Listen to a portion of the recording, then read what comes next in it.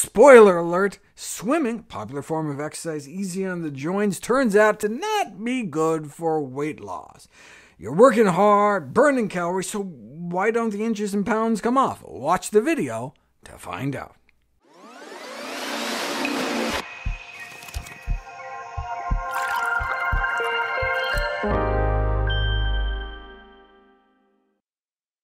Swimming and aquatic exercise in general are popular alternatives to land-based activities such as walking or biking. The buoyancy helps take some of the weight-bearing stress off the joints, but swimming appears to be less effective for weight loss.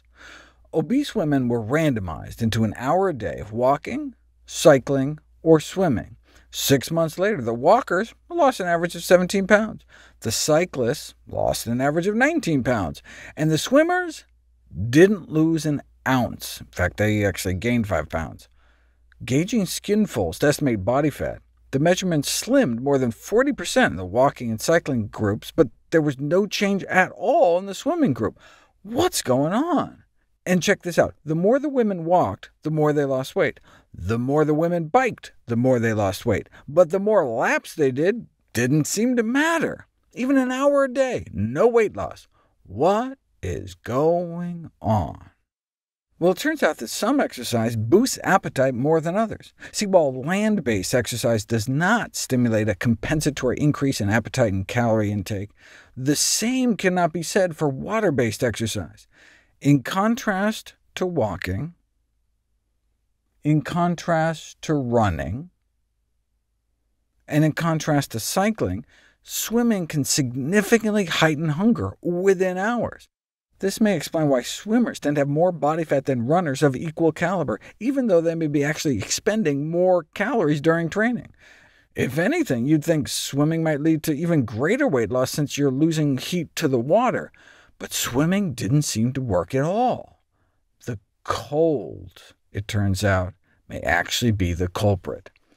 If you exercise in warm water, about 90 degrees Fahrenheit, it does not boost your appetite more than exercising on land. After the same workout in cool water, about 70 degrees Fahrenheit, people can end up eating more than twice as much at a meal an hour later. Maybe they're just burning off extra calories to stay warm? No. Even at the same number of calories expended, people eat hundreds of calories more after exercising in cold water. Offered a buffet after burning off about 500 calories in cool water, people eat nearly 900 calories, hundreds more than after exercising in warm water or just staying dry. So they ended up taking in about twice as many calories as they exercised off. No wonder swimming doesn't appear useful for weight loss. Would the same thing happen under different temperatures on land? A team of British researchers sought to find out, randomizing people to briskly walk for 45 minutes on a treadmill in the cold, about 46 degrees Fahrenheit, or at closer to room temperature, about 68 degrees Fahrenheit. Participants were then presented with a buffet meal in which their eating was covertly recorded, and calorie intake was significantly greater after exercising in the cold.